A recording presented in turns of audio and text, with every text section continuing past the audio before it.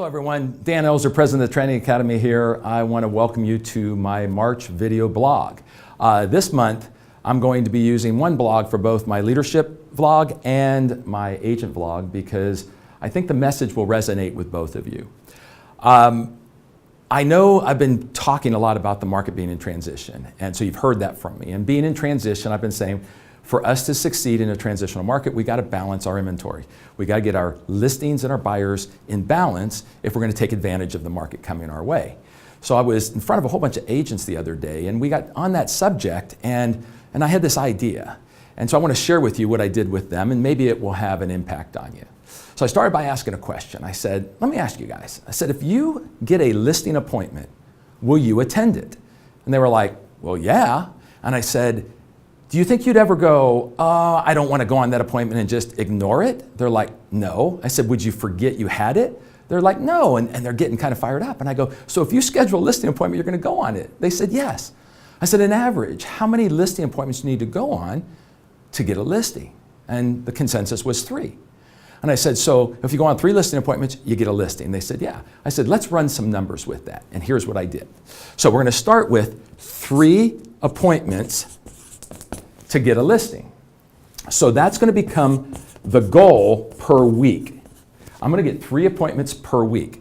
So if that happens, I should get a listing. I said, how many weeks should we work? And they're like 51, 50. I said, no, 48. I said, let's say we're going to work 48 weeks and have 4 weeks off a year with plenty of money and time to enjoy life. So if we do it for 48 weeks, how many listings do we get? Pretty simple math. We end up with 48 listings. So I said, what percent of the listings will sell?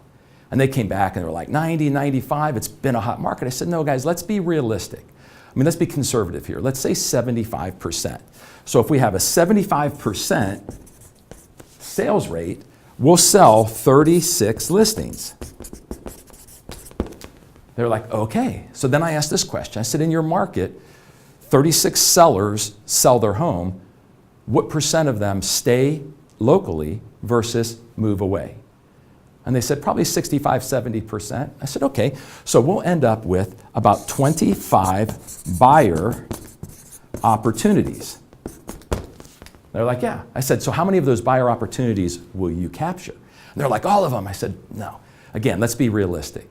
Let's say you're going to get about 80%. So you're going to get about 20 buyer sales. So what that did for us is gave us 56 transactions closed. Now, then I asked, I said, give me an average price for listings. And they said, well, it'll be about $250,000 for the list. I said, now, whenever they buy, do they move up, move down? They said, well, they move up, more like 325. I said, again, let's be conservative. Let's say it's $275K on the buy side. So if that were to occur, we would end up with $14.5 million in closed real estate if we followed this plan. If you schedule an appointment, will you attend it? Yes. How many do you need? 3. So if my only goal in life was to get 3 appointments every work week, and I wanted to work 48 weeks, I'd do $14.5 million in closed volume, pushing $500,000 of GCI, regardless of your commission rates. And the best news about what we just talked about is in this process, you never worked with a buyer that wasn't already your seller with the home sold.